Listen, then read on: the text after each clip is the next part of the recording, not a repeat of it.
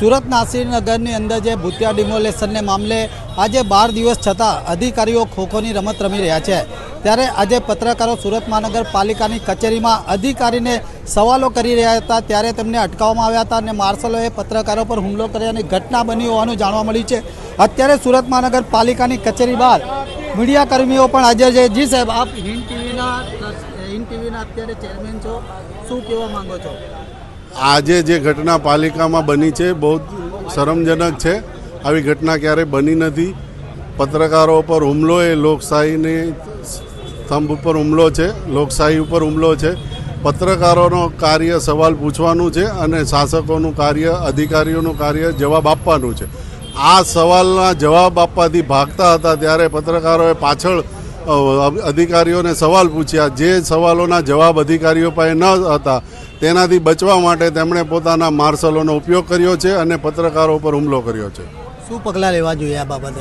જેટલા પણ પહેલાં તો આ પ્રાઇવેટ કંપની નથી, આ પાલિકા કમિશનર અને તેના અધિકારીઓને સમજવું પડશે આ લોકશાહી છે અને આ લોકશાહીમાં પ્રજાના ટેક્સના પૈસાથી આ અધિકારીઓનો પગાર લે છે તો તેમની જવાબદારી બને છે કે તેનું સુશાસન, વહીવટ અને જે કંઈ પણ તેમની કાર્યશૈલી છે તેમના જવાબ પત્રકારોને આપવા પડશે।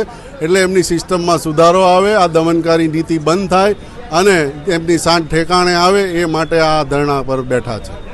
તો અત્યારે સુરત મહાનગર કચેરીની બહાર જે પત્રકારો અને કેમેરામાં હુમલો કરવામાં આવ્યો છે એ ઘટના બની છે, પરંતુ ઘટનાને લઈને પત્રકારોમાં પણ રોષ વ્યાપી ગયો છે। અત્યારે જર્નલિસ્ટ ફેડરેશન એસોસિએશનના પ્રમુખ પણ આજે છે। મનોજભાઈ, શું કહેવા માંગો છો અત્યારે જે ઘટના બની છે? જે બી પત્રકાર જોડે આ થઈ છે ઘટના એને હું સખત શબ્દોમાં વખોડી નાખું છું। પત્રકાર એની ફરજ નિભાવતા હતા અને એ દરમિયાન માર્શલ, કોર્પોરેશનના માર્શલ અને પોલીસોએ જે પત્રકારો પર દમન કર્યું છે એને હું સખત શબ્દોમાં વખોડી કાઢું છું અને હમણાં પ્રયત્ન કરીએ છીએ કે આ બાબતમાં કાયદેસર શું કરી શકાય એ બાબતની ચર્ચા વિચારણા કરી રહ્યા છે।